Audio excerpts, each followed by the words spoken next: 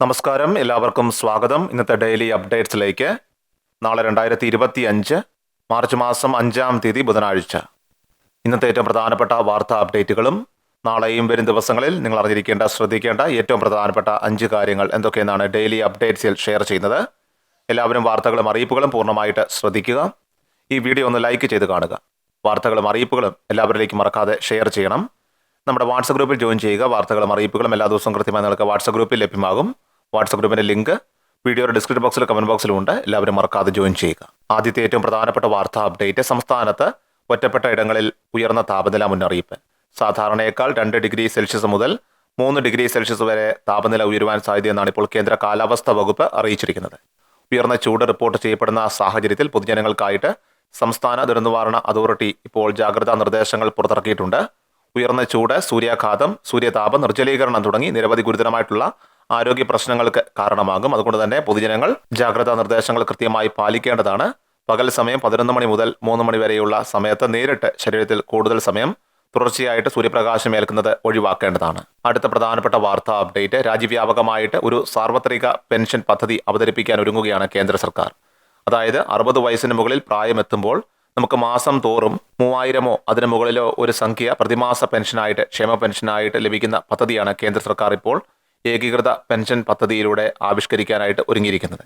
ഇതിൽ നമ്മൾ ഒരു അംശാദായം ഒരുപക്ഷെ അടയ്ക്കേണ്ടതായിട്ട് വരും. അത് എത്ര വയസ്സുവരെ ഉള്ളവർക്കാണ് അടയ്ക്കാൻ സാധിക്കുക, അതോടൊപ്പം തന്നെ ഏത് പ്രായത്തിൽ നമുക്ക് ചേരാൻ സാധിക്കും, എത്രത്തോളം തുക നൽകേണ്ടതുണ്ട്, അതിൻ്റെ ബോണസ് എത്രത്തോളം കേന്ദ്ര സർക്കാർ തിരികെ നൽകും, ഇങ്ങനെയുള്ള വിവിധ കാര്യങ്ങളാണ് ഇപ്പോൾ പ്രാരംഭ ചർച്ചയിലുള്ളത്. വളരെ വൈകാതെ തന്നെ പ്രൊജക്റ്റ് ഒരുപക്ഷെ നമ്മുടെ സംസ്ഥാനത്ത് രാജ്യമെമ്പാടുമൊക്കെ ആയിട്ട് അവതരിപ്പിക്കപ്പെടും. സാധാരണക്കാർക്കെല്ലാം തന്നെ, അതായത് നിലവിൽ സർക്കാരിൻ്റെ ആനുകൂല്യങ്ങളൊന്നും ലഭിക്കാത്ത എല്ലാ സാധാരണക്കാർക്കും വേണ്ടിയിട്ടാണ് ഇങ്ങനെ ഒരു പദ്ധതി കേന്ദ്ര സർക്കാർ ഇപ്പോൾ അവതരിപ്പിക്കാനായിട്ട് ഒരുങ്ങുന്നത്. നിലവിൽ അടൽ പെൻഷൻ യോജന, അതോടൊപ്പം തന്നെ കിസാൻ മൻധൻ യോജന, ശ്രംയോഗി മൻധൻ യോജന പോലുള്ള വിവിധ പെൻഷൻ പദ്ധതികൾ നിലവിലുണ്ട്. അടുത്ത പ്രധാനപ്പെട്ട വാർത്താ അപ്ഡേറ്റ്: സംസ്ഥാനത്തെ ന്യൂനപക്ഷ മതവിഭാഗങ്ങളിലെ വിദ്യാർത്ഥികൾക്ക് 1-ാം ക്ലാസ് മുതൽ 8-ാം ക്ലാസ് വരെ സർക്കാർ സ്കൂളുകളിലും സർക്കാർ എയ്ഡഡ് വിദ്യാഭ്യാസ സ്ഥാപനങ്ങളിലും പഠിക്കുന്നവർക്കാണ് ഇപ്പോൾ സ്കോളർഷിപ്പ്, അതായത് മാർഗദീപം എന്ന പേരിൽ ഇപ്പോൾ പ്രഖ്യാപിച്ചിരിക്കുന്നത്.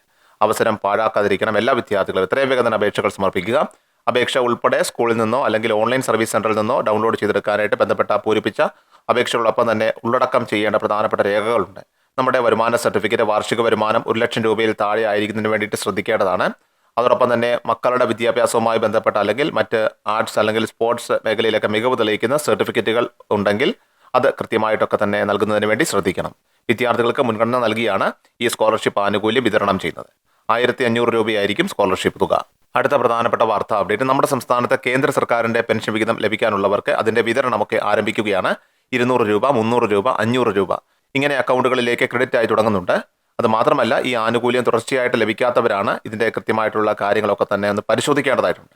അതിൽ Aadhaar, bank account seeding status ഒക്കെ തന്നെ എല്ലാവരും പരിശോധിക്കണം. ആധാർ സീഡിംഗ് സ്റ്റാറ്റസ് ലഭ്യമല്ല എങ്കിൽ, അല്ലെങ്കിൽ അക്കൗണ്ട് ഒന്നും കാണുന്നില്ല എങ്കിൽ ബ്രാഞ്ചിൽ എത്തിച്ചേർന്ന് അക്കൗണ്ട് ആധാറുമായിട്ട് സീഡ് ചെയ്യണം. ഇങ്ങനെയുള്ള കുറച്ച് കാര്യങ്ങളൊക്കെ തന്നെ ചെയ്തെങ്കിൽ മാത്രമേ നമുക്ക് കേന്ദ്ര സർക്കാരിൻ്റെ പെൻഷൻ വിഹിതം തടസ്സങ്ങളില്ലാതെ ലഭിക്കുകയുള്ളൂ. തുടർച്ചയായിട്ട് ഈ ആനുകൂല്യം മുടങ്ങിക്കിടക്കുന്നവർ, പ്രത്യേകിച്ചും വലിയൊരു തുക തന്നെ സാധാരണക്കാർക്ക് ഇപ്പോൾ നഷ്ടപ്പെടുന്ന ഒരു സാഹചര്യമുണ്ട്. അതുകൊണ്ട് തന്നെയാണ് ഇങ്ങനെയുള്ള വ്യക്തികളെ സംബന്ധിച്ചുള്ള കൃത്യമായിട്ട് അവരുടെ പഞ്ചായത്ത് അല്ലെങ്കിൽ തദ്ദേശ സ്വയംഭരണ സ്ഥാപനങ്ങളോ അല്ലെങ്കിൽ വാർഡ് മെമ്പർമാരോട് കാര്യങ്ങൾ അറിയിക്കേണ്ടതാണ്. ഉദ്യോഗസ്ഥർ പറയുന്ന കാര്യങ്ങളൊക്കെ തന്നെ അതുമായി ബന്ധപ്പെട്ട് ചെയ്തു കഴിഞ്ഞാൽ നിങ്ങൾക്ക് ഈ പെൻഷൻ തുക അക്കൗണ്ടിലേക്ക് എത്തുന്നതിനുള്ള തടസ്സങ്ങൾ പരിഹരിക്കാൻ സാധിക്കുന്നതാണ്. പലർക്കും തുക മുടങ്ങുന്ന സാഹചര്യം ഉള്ളതുകൊണ്ടാണ് നിരന്തരമായിട്ട് നമ്മുടെ വീഡിയോകൾ വഴി അറിയിക്കുന്നത്. പ്രത്യേകിച്ച് കേന്ദ്ര സർക്കാരിൻ്റെ പെൻഷൻ വിഹിതം തുടർച്ചയായിട്ട് പരാജയപ്പെടുന്നവരാണ്, ലഭിക്കാതെ വരുന്നവരാണ് ഇക്കാര്യങ്ങളെല്ലാം തന്നെ ശ്രദ്ധിക്കേണ്ടതായിട്ടുള്ളൂ. അവസാനമായി സംസ്ഥാനത്ത് സ്വർണ്ണവില പരിശോധിച്ചാൽ സംസ്ഥാനത്ത് ചൊവ്വാഴ്ച മാർച്ച് 4-ാം തീയതി സ്വർണ്ണവിലയിൽ കുതിപ്പ് തുടരുകയാണ്. ഇന്ന് പവന് 560 രൂപയാണ് ഉയർന്നത്. ഇന്നലെ 120 രൂപ വർദ്ധിച്ചിരുന്നു. ഒരു പവൻ സ്വർണ്ണത്തിന്റെ ഇന്നത്തെ വിപണി വില 64,080 രൂപയാണ്.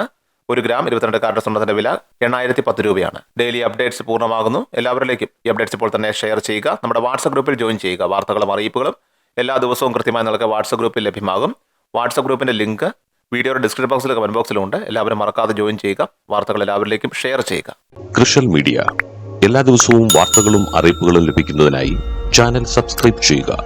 വീഡിയോയുടെ നോട്ടിഫിക്കേഷൻ ഉടൻ ലഭിക്കുന്നതിനായി ബെല്ലൈക്കൺ അമർത്തുക.